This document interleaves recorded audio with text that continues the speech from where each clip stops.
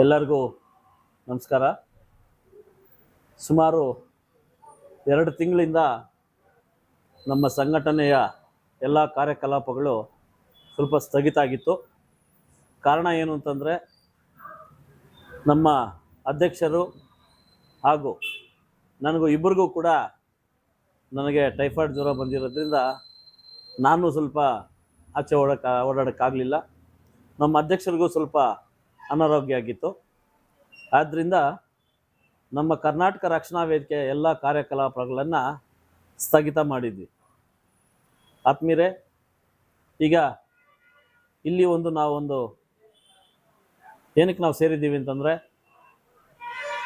ಈ ದಿನ ನಮಗಾಗುತ್ತಿರುವ ಅನ್ಯಾಯಗಳ ಬಗ್ಗೆ, ನಮ್ಮ ಮುಳಬಾಗಿಲು ತಾಲೂಕಿನ ಸಮಸ್ಯೆಗಳ ಬಗ್ಗೆ ನಿಮ್ಮ ಹತ್ರ ಕೆಲವು ವಿಷಯಗಳನ್ನು ಹಂಚ್ಕೋಬೇಕು ಅಂತೇಳಿ ಈ ದಿನ ನಾವಿಲ್ಲಿ ಸೇರಿದ್ದೀವಿ. ಮೊದಲನೇದಾಗಿ ನಮ್ಮ ಜಿಲ್ಲೆಯ ಪಾಲನ್ನು ನಾವು ಕೇಳಬೇಕು ಅಂದ್ಕೊಂಡಿದ್ವಿ. ನಾವು ಸುಮಾರು ವರ್ಷಗಳಿಂದ ನಾವು ಕಾಯ್ತಾ ಇದ್ವಿ, ನಮ್ಮ ಜಿಲ್ಲೆಗೆ ಯಾವ ಸರ್ಕಾರ ಬಂದರೆ ನಮಗೆ ನ್ಯಾಯ ದೊರಕಿಸ್ಕೊಡ್ತಾರೆ, ಯಾವ ಸರ್ಕಾರ ಬಂದರೆ ನಮಗೆಲ್ಲ ಅನುಕೂಲಗಳಾಗುತ್ತೆ ಅಂತೇಳಿ ನಾವು ಕಾದು ನೋಡಿದ್ವಿ. ಯಾವ ಸರ್ಕಾರ ಬಂದ್ರೂ ನಮ್ಮ ಜಿಲ್ಲೆಗೆ ಅನ್ಯಾಯ ಮಾಡೋದ್ರಲ್ಲೇ ನಿರತರಾಗಿರ್ತಾರೆ. ದಿವಂಗತ ಆಲಂಗೂರು ಸೀನಣ್ಣನವರನ್ನು ಮಂತ್ರಿಗಳನ್ನು ಮಾಡಿದಾಗ ನಮ್ಮ ಮುಳಬಾಗಿಲು ಅಭಿವೃದ್ಧಿ ಆಯಿತು. ಎಚ್ ನಾಗೇಶ್ ಸಾಹೇಬ್ರನ್ನ ಮಂತ್ರಿಗಳು ಮಾಡಿದಾಗ ನಮ್ಮ ಮುಳಬಾಗಿಲು ಅಭಿವೃದ್ಧಿ ಆಯಿತು. ನಮ್ಮ ಜಿಲ್ಲೆ ಅಭಿವೃದ್ಧಿ ಯಾವಾಗ ಅವರ ಒಂದು ಅವಧಿಯಲ್ಲಿ ಸುಮಾರು ಕೆಲಸಗಳಾಗಿವೆ. ಆದರೆ ಆ ನಂತರದ ಸರ್ಕಾರಗಳು BJP ಕೂಡ ಸೇರಿಕೊಂಡು, BJP ಮತ್ತು ಕಾಂಗ್ರೆಸ್ ಮತ್ತು JDS ಯಾವುದೇ ಆಗಿರಲಿ, ನಮ್ಮ ಜಿಲ್ಲೆಯ ಶಾಸಕರಿಗೆ ಮಂತ್ರಿ ಸ್ಥಾನ ಯಾಕೆ ಕೊಡ್ತಾ ಇಲ್ಲ? ಅಷ್ಟೊಂದು ಕೆಲಸಕ್ಕೆ ಬಾರದ ಶಾಸಕರಾಗ್ಬಿಟ್ಟಿದ್ದಾರೆ ನಮ್ಮ ಕೋಲಾರ ಜಿಲ್ಲೆ ಶಾಸಕರು. ಯಾಕೆ ಬೇರೆಯವ್ರನ್ನ ತಗೊಬಂದು ನಮ್ಮ ತಲೆ ಮೇಲೆ ಹೇರ್ತಾ ಇದ್ದೀರಾ? ಬೈರತಿ ಸುರೇಶ್ ಅವರನ್ನ ಇಲ್ಲಿ ಪಕ್ಷಾತೀತವಾಗಿ ನಾವು ಮಾತಾಡ್ತೀವಿ. ಬೈರತಿ ಸುರೇಶ್ ಅವರನ್ನ ನಮ್ಗೆ ಉಸ್ತುವಾರಿ ಮಂತ್ರಿಗಳಾಗಿ ಮಾಡಿದ್ರಿ. ಅವರಿಂದ ಈ ಜಿಲ್ಲೆಗೆ ಏನು ಉಪಯೋಗ ಆಗಿದೆ? ಇದಕ್ಕೂ ಮುಂಚೆ UT ಖಾದರ್ ಅವ್ರನ್ನ ಮಾಡಿದ್ದೀರಾ, ಅವರ ಕೊಡುಗೆ ಏನು ನಮ್ಮ ಜಿಲ್ಲೆಗೆ? ಅದಕ್ಕೂ ಮುಂಚೆ ಅರವಿಂದ್ ಲಿಂಬಾವಳಿ ಅವ್ರನ್ನ ಮಾಡಿದ್ರಿ, ಅವರಿಂದ ಅವ್ರ ಕೊಡುಗೆ ಏನು ನಮ್ಮ ಜಿಲ್ಲೆಗೆ? ಯಾಕೆ ನಮ್ಮ ಜಿಲ್ಲೆಯವ್ರಿಗೆ ಸ್ಥಾನಮಾನ ಕೊಡ್ತಾ ಇಲ್ಲ ಸಚಿವ ಸಂಪುಟದಲ್ಲಿ? ಗಡಿ ಜಿಲ್ಲೆ ಅಭಿವೃದ್ಧಿ ಆಗಬಾರ್ದು ಅಂತನ ಕೂಗಳತೆ ದೂರದಲ್ಲಿ ರಾಜಧಾನಿಗೆ ನಾವಿದ್ದೀವಿ. ಅಭಿವೃದ್ಧಿಯಲ್ಲಿ ಮಾತ್ರ ಭಾರತ ದೇಶದ ಗಡಿಗೆ ಹೋಗುವಂತ ಪರಿಸ್ಥಿತಿಯಲ್ಲಿ ನಾವಿದ್ದೀವಿ.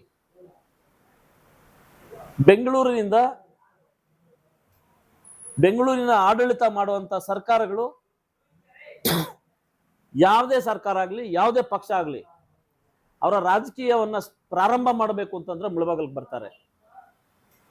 ಮೊದಲನೇದಾಗಿ ಕುರುಡುಮಲ ವಿನಾಯಕ ಸ್ವಾಮಿ ದರ್ಶನ ಮಾಡಿ, ಅಲ್ಲಿನ ಅವರ ಒಂದು ಕರಪತ್ರ ಆಗ್ಬೋದು, ಅವರ ಕಾರ್ಯ ಚಟುವಟಿಕೆಗಳ ಪತ್ರಗಳಾಗಿರ್ಬೋದು, ವಿನಾಯಕ ಸ್ವಾಮಿ ಸನ್ನಿಧಿಯಲ್ಲಿ ಬಿಟ್ಟು ಪೂಜೆ ಮಾಡಿ ಅಲ್ಲಿಂದ ಪ್ರಾರಂಭ ಮಾಡಿ ಬಾಬಾ ಹೈದರಾಲಿ ದರ್ಗಾಕ್ಕೆ ಬಂದು ಅಲ್ಲಿ ಹೈದರಾಲಿರವರ ದರ್ಶನ ಪಡೆದು ಆ ನಂತರ ರಾಜಕೀಯವಾಗಲಿ ಪಕ್ಷದ ಚಟುವಟಿಕೆಗಳಲ್ಲಿ ಪ್ರಾರಂಭ ಮಾಡ್ತಾರೆ.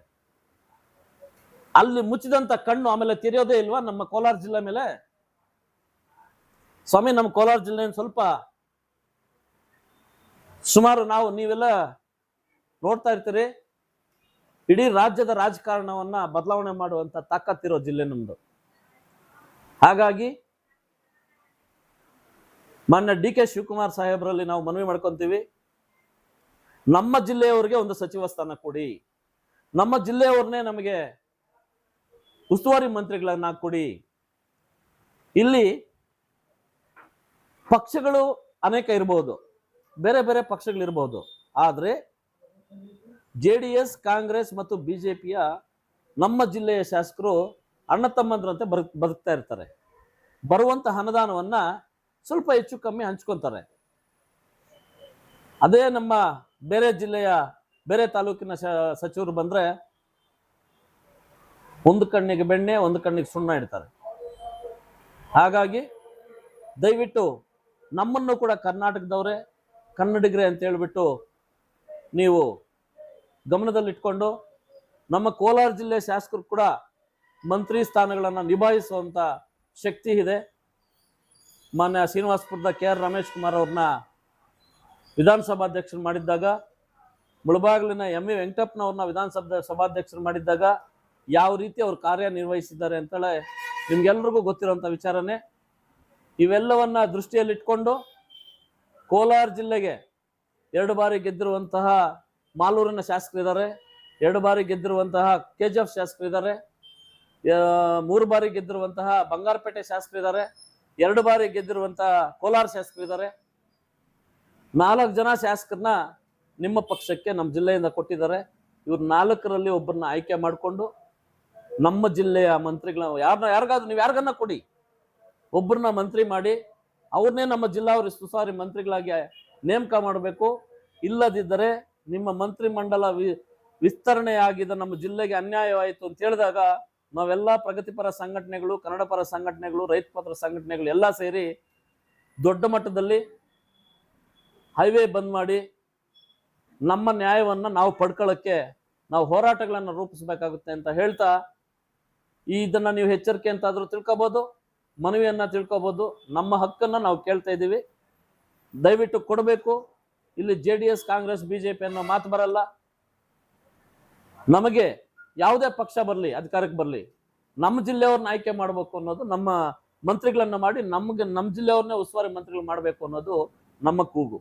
ಹಾಗಾಗಿ ಇದು ಮುಳಬಾಗಿಲು ತಾಲೂಕಿಗೆ ಸೀಮಿತ ಆಗಲ್ಲ, ಎಲ್ಲ ತಾಲೂಕುಗಳಲ್ಲೂ ಕೂಡ ನಾವು ಚರ್ಚೆ ಮಾಡಿ ಮುಂದಿನ ದಿನಗಳಲ್ಲಿ ಹೋರಾಟ ರೂಪಿಸಬೇಕಾಗುತ್ತೆ, ನಮ್ಗೆ ನ್ಯಾಯ ಸಿಗ್ಲಿಲ್ಲ ಅಂತಂದ್ರೆ ಅಂತ ಹೇಳ್ತಾ ನಮ್ಮ ಕೂಗನ್ನ ನಿಮಗೆ ಕೇಳಿಸುತ್ತೆ ಅಂತ ತಿಳ್ಕೊಂಡು 2 ಮಾತು ಮುಗಿಸ್ತೀವಿ. ಜೈ ಹಿಂದ್, ಜೈ ಕರ್ನಾಟಕ.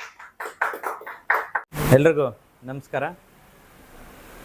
ಏನು ಈಗಾಗಲೇ ನಮ್ಮ ಗೌರವಾಧ್ಯಕ್ಷರು ಕೆಲವೊಂದು ವಿಚಾರಗಳನ್ನು ತಮ್ಮ ಮುಂದೆ ಹಂಚ್ಕೊಂಡಿದ್ದಾರೆ. ಸಾಕಷ್ಟು ವಿಚಾರಗಳಿದೆ ತಮ್ಮ ಮುಂದೆ ಹಂಚ್ಕೊಳ್ಳೋದು. ಆದರೆ ಈಗ ಅವ್ರೇನು ಹೇಳಿದ್ದಾರೆ ಅದ್ರ ಜೊತೆಗೆ ನಾನೊಂದು 2 ವಿಚಾರನ ಹಂಚ್ಕೊತಾ ಇದ್ದೀನಿ. ಅದರಲ್ಲಿ ಮೊದಲನೇದಾಗಿ ಈಗೇನು ಸರ್ಕಾರ ವಿದ್ಯುತ್ ಕಂಪ್ನಿಯನ್ನು ಖಾಸಗೀಕರಣ ಮಾಡಬೇಕು ಅಂತೇನೋ ನೀವು ಒಂದು ಆಶೆ ಕೊಟ್ಟಿದ್ದೀರಾ, ಅದನ್ನು ದಯವಿಟ್ಟು ಹಿಂಪಡಿಬೇಕು. ಯಾಕಪ್ಪ ಅಂದರೆ ಈಗಾಗಲೇ ನಮ್ಮ ರೈತರಿಗೆ ಮತ್ತು ನಮ್ಮ ಸಾರ್ವಜನಿಕರಿಗೆ, ಬಡವರಿಗೆ ಏನೀಗ ವಿದ್ಯುತ್ತಿಂದ ಈಗ ಸರ್ಕಾರದಿಂದ ಏನು ಅನುದಾನ ಸಿಗ್ತಾ ಇದೆ, ಸರ್ಕಾರದಿಂದ ಏನು ಸವಲತ್ತುಗಳು ಸಿಗ್ತಾ ಇದೆ, ಮುಂದಿನ ನೀವೇನು ಖಾಸಗೀಕರಣ ಮಾಡಿದ್ರೆ ಅದು ಸಿಗ್ಬೋದು, ಸಿಗದಿರ ಇರ್ಬೋದು. ದಯವಿಟ್ಟು ಅದನ್ನು ಒಂದು ಹಿಂಪಡಿಬೇಕು. ಇದು ನಮ್ಮ ಒಂದು ಒತ್ತಾಯ. ಮತ್ತು ಈಗೇನು ನಮ್ಮ ತಾಲೂಕು ಆಡಳಿತ ಈಗಾಗಲೇ ಈಗ ಹೊಸದಾಗಿ ಮತ್ತೆ ಪುನರ್ರಚನೆ ಆಗಿದೆ ಸರ್ಕಾರ. ಅವರು ಏನು ಮಾಡಿದ್ದಾರೆ, ಈಗ ವೃದ್ಧರಿಗೆ ಏನು ಪಿಂಚಣಿ ವ್ಯವಸ್ಥೆ ಬರ್ತಾ ಇತ್ತು ಅದನ್ನು ಸ್ಥಗಿತ ಮಾಡಿದ್ದೀರಾ. ಅದಕ್ಕೆ ಈಗೇನೋ ಕೆಲವೊಂದು ನೀವು ನ್ಯೂನತೆಗಳು ಏನಿದೆಯೋ ಅದನ್ನು ಮುಂದೆ ಇಟ್ಕೊಂಡು ಇದನ್ನು ಸರಿಪಡಿಸಬೇಕು ಅಂತ ಹೇಳಿದ್ದೀರಾ. ಪಾಪ ಯಾರೀಗ ಪಿಂಚಣಿ ವ್ಯವಸ್ಥೆ ಪಡೆಯೋರೆಲ್ಲನೂ ವೃದ್ಧರು, ಏನೋ ವಯಸ್ಸಾಗಿ ಕೆಲವ್ರಿಗೆ ಎದ್ದು ಓಡಾಡೋದಕ್ಕೂ ಆಗೋದಿಲ್ಲ ಅಂಥವ್ರು ತುಂಬ ಜನ ಇದ್ದಾರೆ. ದಯವಿಟ್ಟು ತಾಲೂಕು ಆಡಳಿತ ನಮ್ಮ ಮಾನ್ಯ ಶಾಸಕರ ಅವ್ರ ಗಮನಕ್ಕೆ ತರ್ತಾ ಇದ್ದೀವಿ. ದಯವಿಟ್ಟು ನೀವು ಇದನ್ನು ಮೊದಲನೇದಾಗಿ ತಾಲೂಕು ಆಡಳಿತಕ್ಕೆ ಹೇಳಿ ಅವ್ರಿಗೆ ಈಗೇನೋ ಪಿಂಚಣಿ ವ್ಯವಸ್ಥೆಗೆ ಪಾಪ ಬಂದು ಕ್ಯೂ ನಿಂತ್ಕೊತಾ ಇದ್ದಾರೆ. ಈಗ ಅನೇಕ ಖಾಸಗಿ ಕಂಪ್ನಿಗಳಿದೆ. ನಿಮಗೆ ಉದಾಹರಣೆಗೆ ಹೇಳ್ಬೇಕಂದ್ರೆ ಒಂದು ಸಿಮ್ ತಗೋಬೇಕಂದ್ರೆ ಅವ್ರ ಮನೆ ಹತ್ರ ಹೋಗಿ ಅಲ್ಲೇ ಆಕ್ಟಿವೇಶನ್ ಮಾಡಿ ಅಲ್ಲೇ ಮಾಡಿ ಅವ್ರಿಗೆ ಏನು ಬೇಕೋ ಅನುಕೂಲ ಮಾಡಿ ಕೊಡ್ತಾರೆ. ಒಂದು ಖಾಸಗಿ ಕಂಪ್ನಿ ನಾವು ಊಟನ ತಗೊಬರ್ಬೇಕಂದ್ರೆ ಅವ್ರ ಮನೆ ಹತ್ರ ಹೋಗಿ ನಾವೊಂದು 5 ನಿಮಿಷದಲ್ಲಿ ಹೋಗಿ ಅವ್ರಿಗೆ ಏನು ಬೇಕೋ ಸವಲತ್ತು ಕೊಡ್ತಾ ಇದ್ದಾರೆ. ಅದೇ ಥರ ನಮ್ಮ ಸರ್ಕಾರ ಯಾಕೆ ಮಾಡ್ತಾ ಇಲ್ಲ? ದಯವಿಟ್ಟು ಯಾರೀಗ ಸರ್ಕಾರಿ ಅಧಿಕಾರಿಗಳಿದ್ದಾರೆ ಅವ್ರಿಗೆ ನೀವು ಸೂಚನೆ ಮಾಡಿ ಅವ್ರ ಮನೆಗಳ ಹತ್ರನೇ, ಈಗ ಕೆಲವ್ರಿಗೆ ಓಡಾಡೋಕ್ಕೆ ಆಗತ್ತೆ ಅಂತ ಅವ್ರು ಬಂದು ಪಾಪ ಮಾಡಿಸ್ಕೊತಾರೆ. ಇನ್ನು ಕೆಲವ್ರು ಬಂದು ಅಲ್ಲಿ ಕುತ್ಕೊಳ್ಳೋದ್ರಿಂದ ಎದ್ದೇಳೋಕ್ಕಾಗೋದಿಲ್ಲ. ಸುಮಾರು ಜನ ಇದ್ದಾರೆ ನಮಗೆ ಗೊತ್ತಿದ್ದಂಗೆ. ಅಂಥವ್ರಿಗೆ ತಾವು ಮನೆ ಹತ್ರನೇ ಹೋಗಿ ಅಲ್ಲಿ ಅವ್ರಿಗೆ ಏನು ಸಮಸ್ಯೆ ಆಗಿದೆ ಅದನ್ನು ಮಾಡಿ ತಿದ್ದುಪಡಿ ನಿಮ್ಮ ನ್ಯೂನತೆಗಳೇನಿದೆಯೋ ಸರಿಪಡಿಸಿ ಅವ್ರಿಗೆ ಪಿಂಚಣಿ ವ್ಯವಸ್ಥೆಯನ್ನು ಜಾರಿ ಮಾಡಬೇಕು ಅಂತ ಹೇಳ್ತಾ ನಮ್ಮ ತಾಲೂಕು ಆಡಳಿತಕ್ಕೆ ನಾವೊಂದು ಮನವಿಯನ್ನು ಮಾಡ್ತಾಯಿದ್ವಿ. ನಮ್ಮ ಮಾನ್ಯ ಶಾಸಕರಿಗೂ ಇದನ್ನು ಅವ್ರ ಗಮನಕ್ಕೂ ತರ್ತೀವಿ. ಇದರ ಮುಖಾಂತರ ನಮ್ಮ ಮಾಧ್ಯಮದ ಮುಖಾಂತರ ಅವ್ರ ಗಮನಕ್ಕೂ ತರ್ತಾಯಿದ್ದೀವಿ. ದಯವಿಟ್ಟು ಇದನ್ನು ಕೂಡಲೇ ಅವ್ರಿಗೇನು ಅನುಕೂಲ ಆಗುತ್ತೆ ಅವ್ರಿಗೆ ಒಂದು ಪಿಂಚಣಿ ವ್ಯವಸ್ಥೆಯನ್ನು ಜಾರಿ ಮಾಡೋದಕ್ಕೆ ಅದಕ್ಕೆ ತಾವು ಏನೆಲ್ಲ ಕಾರ್ಯಕ್ರಮಗಳು ಕೈಗೊಳ್ಬೋದು ಅವ್ರಿಗೆ ಅನುಕೂಲ ಆಗೋ ಥರ ಅದನ್ನು ಮಾಡಿ, ಇಲ್ಲಾಂದರೆ ನಾವು ಏನು ತಾಲೂಕು ಆಡಳಿತ ಒಂದು ಮುತ್ತಿಗೆ ಹಾಕಿ, ತಾಲೂಕು ಕಚೇರಿಗೆ ಮುತ್ತಿಗೆ ಹಾಕಿ ಬೀಗ ಜಡಿದು ಒಂದು ದೊಡ್ಡ ಮಟ್ಟದ ಪ್ರತಿಭಟನೆಯನ್ನು ಮಾಡೋದಕ್ಕೆ ನಾವು ಸಿದ್ಧವಾಗಿದ್ದೀವಿ. ದಯವಿಟ್ಟು ಇದನ್ನು ಶೀಘ್ರವಾಗಿ, ಅತಿ ಶೀಘ್ರದಲ್ಲಿ ನಿಮ್ಮದು ಬೇರೆ ಕೆಲಸ ಕಾರ್ಯಗಳು ಏನೇ ಇರಲಿ, ಸರ್ಕಾರಿ ಅಧಿಕಾರಿಗಳು ಏನಿದ್ದಾರೆ ಅವ್ರಿಗೆ ನೀವು ಸೂಚನೆ ಮಾಡಿ ಅವ್ರಿಗೆ ಈಗ ನಮ್ಮ ವೃದ್ಧರಿಗೆ ಅನುಕೂಲ ಮಾಡಬೇಕು ಅಂತ ಹೇಳಿಬಿಟ್ಟು ನಮ್ಮ ಎಲ್ಲ ಕರ್ನಾಟಕ ರಕ್ಷಣಾ ವೇದಿಕೆಯ ಪದಾಧಿಕಾರಿಗಳ ಒಂದು ವತಿಯಿಂದ ನಿಮಗೆ ಮನವಿ ಮಾಡ್ತಾಯಿದ್ದೀವಿ. ದಯವಿಟ್ಟು ಮನವಿ ಥರ ಸ್ವೀಕರಿಸಿ ಅವ್ರಿಗೇನಿದೆ ಅನುಕೂಲ ಮಾಡಿ. ಇಲ್ಲ ಅಂದರೆ ಆಮೇಲೆ ನಮ್ಮ ಎಲ್ಲ ಪದಾಧಿಕಾರಿಗಳು ದೊಡ್ಡ ಮಟ್ಟದಲ್ಲಿ ಎಲ್ಲ ಮತ್ತು ನಮ್ಮ ರೈತರು ಎಲ್ಲ ಸೇರಿ ದೊಡ್ಡ ಮಟ್ಟದಲ್ಲಿ ಪ್ರತಿಭಟನೆ ಮಾಡೋ ಒಂದು ಇದಕ್ಕೆ ನಾವು ಸಿದ್ಧವಾಗಿದ್ದೀವಿ ಅಂತ ಹೇಳ್ತಾ, ದಯವಿಟ್ಟು ಇದನ್ನು ತಾವು ಕೂಡಲೇ ಪರಿಹರಿಸಬೇಕು ಅಂತ ಮನವಿ ಮಾಡ್ತಾಯಿದ್ದೀನಿ. ಜೈ ಹಿಂದ್, ಜೈ ಕರ್ನಾಟಕ.